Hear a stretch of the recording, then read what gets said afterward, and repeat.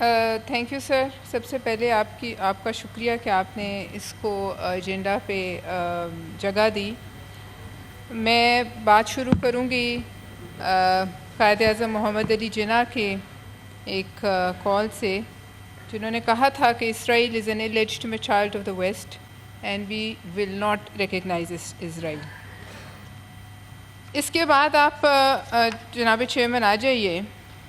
ہماری party Pakistan Peoples party اور فلسطین کا کیا رشتہ ہے؟ پاکستان پیپلز پارٹی اور فلسطین کا رشتہ 6 دہائیوں پر محیط ہے، اور ہمارے شہید ذوالفقار علی بھٹو صاحب وہ پہلے سربراہ کے جنہوں نے PLO کو فلسطین کی ان کی نمائندہ تنظیم کو تسلیم کرانے میں سب سے پہلا کردار ان کا تھا. چیئرمین صاحب بھٹو صاحب نے اسلامی سربراہی کانفرنس جب کال کی 1974 میں، تو انہوں نے تاریخی الفاظ کہے جو میں کوٹ کروں: Let not posterity say that we were presented with a historic opportunity to release ourselves from injustices imposed on us for many centuries, and we proved unequal to it.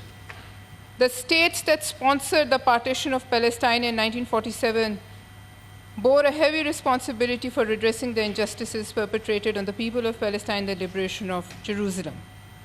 اور جو اس وقت ان کے ساتھ لیڈران تھے اس زمانے میں، انہوں نے اس موقع پر اس سے بھی آگے بڑھ کر باتیں کی اور اسرائیل کو للکارا.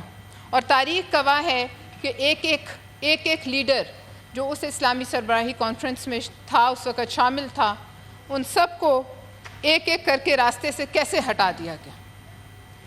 جناب چیئرمین، اسی پاداش میں ذوالفقار علی بھٹو شہید نے سولی کو چوما اور ان کو ایک انٹرنیشنل سازش کے تحت راستے سے ہٹا دیا.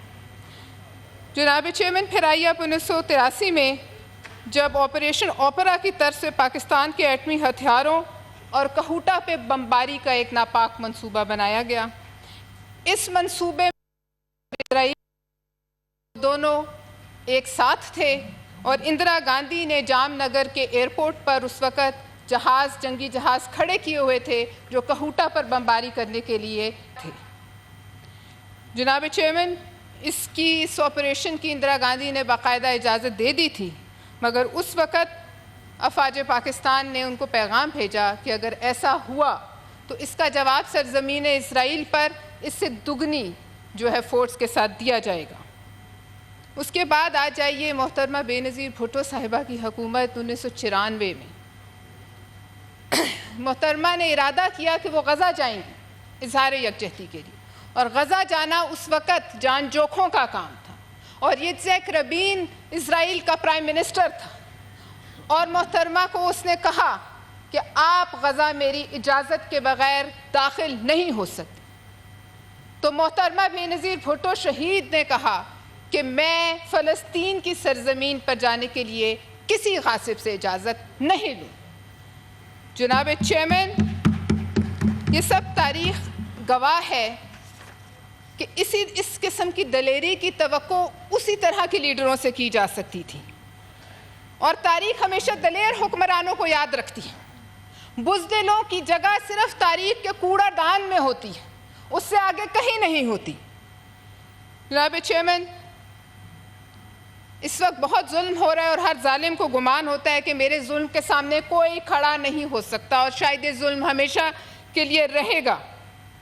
اسرائیل کا جو نمائندہ ہے نیتن یاہو، اس کو بھی یہی گمان ہے، مگر پھر اللہ کی ذات نے فرعون کے گھر بھی موسیٰ کو پیدا کیا تھا، اور اس فرعون کے گھر بھی ایک فلسطینی موسیٰ ہی پیدا ہوگا، اور ایک بچہ ہی ہوگا جو اس کو بھی اسی طرح غرقاب کرے گا جیسے اس سے بڑا فرعون غرقاب ہوا تھا. لیکن افسوس کی بات ہے جناب چیئرمین کہ وہ عرب حکمران جن کے پڑوس میں ان کے جھرمٹ میں یہ خون کی ہولی کھیلی جا رہی، اور مسجد الاقصیٰ کے بچوں کو اس بے دردی سے شہید کیا جا رہا ہے کہ فلسطین کی سرزمین کا شاید کوئی کونا یا کوئی انچ ہو جو لال نہ ہو، وہ خاموش ہیں.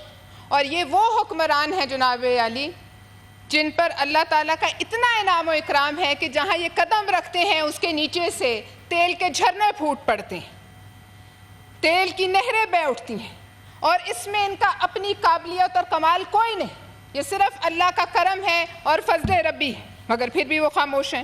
اسرائیل بیروت پر حملہ کرتا ہے، اسرائیل ایران پر حملہ کرتا ہے، مگر جیسے کہ ابھی شہری رحمان صاحبہ کہہ رہی تھی، اس کا ہاتھ آگے بڑھ کر روکنے والا کوئی نہیں۔ افسوس کی بات ہے کہ اربوں مسلمانوں میں جو سربراہان اسرائیل کے ڈر اور خوف سے خاموش ہیں، کوئی ایسا نہیں جو ایک روٹی یا ایک بوتل پانی وہاں بھجوا سکے۔ جناب چیئرمین، وہ مسلمان سربراہان جو خوف کی وجہ سے خاموش ہیں، وہ یاد رکھیں کہ چراغ سب کے بجھیں گے، ہوا کسی کی نہیں، اور نیتن یاہو کا ہاتھ ان سب کی گردنوں پر بھی جائے گا۔ ہمیں یہ نہیں بھولنا چاہیے جناب چیئرمین، آج کی مناسبت سے، آج یوم استحصال ہے کشمیر کا، کہ اس خطے میں دو جا رہے ہیں، ایک ہی سکے کے دو رخ، ایک ہے نیتن یاہو اور ایک ہے نریندر مودی۔ اور کیا یہ ایک اتفاق ہے کہ جو اسلحہ فلسطینی بچوں کو، فلسطینی ماؤں بہنوں کو، فلسطینی بھائیوں کو، ان کو شہید کرنے کے لیے، ان کے جسم کے چیتھڑے اڑانے کے لیے استعمال ہوا، اس میں بھارتی اسلحہ شامل تھا؟ یہ کوئی اتفاق نہیں جناب چیئرمین، یہ پاکستان کو میسج ہے۔ میں سمجھتی ہوں کہ پاکستان اسرائیل کی نظر میں آج تک کھٹکتا ہے، اور پاکستان کا نیوکلیئر پروگرام اسرائیل کو کسی صورت قبول نہیں، اور انہوں نے اس بات کا پچھلے سال نیتن یاہو نے اس پر بیان بھی دیا تھا، جس کے نتیجے میں دفتر خارجہ نے 20 اکتوبر 2023 کو نیتن یاہو کے اس بیان کے بارے میں کہا، اس کا جواب دیا۔ میں سمجھتی ہوں وہ جواب کمزور تھا، اور میں سمجھتی ہوں آج بھی دفتر خارجہ نے جو رسپانس دیا اس کو زیادہ مضبوط ہونا چاہیے تھا۔ جناب چیئرمین، سوچنے کی بات یہ ہے کہ کیا وجہ ہے کہ اسرائیل بھارتی اسلحہ استعمال کرنے کی اجازت دے رہا ہے؟ کیا اسرائیل کے پاس جدید اسلحہ اور بھارتی اپنے اسلحے کی کوئی کمی ہے کہ وہ بھارتی اسلحے کو استعمال کر رہے ہیں؟ یہ ایک گٹھ جوڑ ہے، اور اس گٹھ جوڑ پہ ہماری نظر ہونی چاہیے۔ جیسے کہ کہا گیا، عالمی عدالت انصاف کہتی ہے حملے روکو، لیکن اس کے فیصلے ردے کی ٹوکری میں پھینکے جاتے ہیں۔ UN نامی تنظیم کی کوئی حیثیت نہیں، OIC مردہ ہو چکی، اور اگر ان میں کچھ غیرت ہو تو وہ خود ہی تحلیل ہو جائے۔ ان کا کوئی حیثیت نہیں، ان کے الفاظ کی کوئی حیثیت نہیں، وہ جو مرضی کہتے رہیں، اس کی کوئی حیثیت نہیں، کیونکہ وہ کچھ کر نہیں سکتے۔ کوئی شک نہیں چیئرمین صاحب کہ غزہ آج کا کرنے کی ہواری کوئی طاقتور حضرت امام حسین رضی اللہ تعالیٰ عنہ کے ہاتھ جو ہے مضبوط کرنے آگے نہیں پڑا تھا۔ آج بھی کسی مسلمان حکمران میں ہمت نہیں۔ ہم کوشش کرتے ہیں کہ ہم الفاظ سے اس کو برا کہیں، کیونکہ ہم سب تو صرف ممبرز ہیں، سینیٹ آف پاکستان ہیں، ہم آواز اٹھاتے رہیں، لیکن چونکہ ہمارے ہاتھ میں اس سے زیادہ کچھ نہیں، اور یہ ایمان کا کمزور ترین درجہ ہے، ہم اسے دل میں برا جانیں، لیکن چند لوگ جو ہم سے بہت زیادہ وسائل رکھتے ہیں، مال و دولت رکھتے ہیں، وہ حکمران تو اس کو زبان سے بھی برا کہنے کو تیار نہیں۔ جناب چیئرمین، اسماعیل ہانیہ ان تاریخی لیڈروں میں شمار ہیں۔ ایک تو وہ شہید ہیں، وہ مر کر بھی زندہ ہیں، جو نہ صرف خود اپنی قربانی دے گئے بلکہ اپنے بیٹوں، پوتے، پوتیوں، اپنے تمام گھر والوں کی قربانی دینے کے بعد اپنی قربانی دے گئے۔ اور اسرائیلی سنائپرز جب کسی فلسطینی بچے کے دل کا نشانہ لیتے ہیں جناب چیئرمین صاحب، تو وہ صرف اس بچے کے دل کا نشانہ نہیں لیتے، اور یہ رپورٹس ہیں کہ وہ اسرائیلی سنائپرز فلسطینی بچوں کے دل کا نشانہ لیتے ہیں، یہ امت مسلمہ کے دل کا نشانہ لیتے ہیں، یہ فلسطینیوں کی نسل کشی کرنا چاہتے ہیں، یہ چاہتے ہیں کہ کوئی بچہ نہ بچے، کوئی بچہ نہ بچے جو کل ان کو للکارے۔ اور یہ وہ واحد جنگ اور مارکہ ہے تاریخ میں شاید جس میں ایک طرف مہلک ترین جدید ترین اسلحہ ہے اور دوسری طرف نہتے دودھ پیتے بچے ہیں۔ ایسا مارکہ شاید ہی شرمناک مارکہ تاریخ نے کبھی دیکھا ہو۔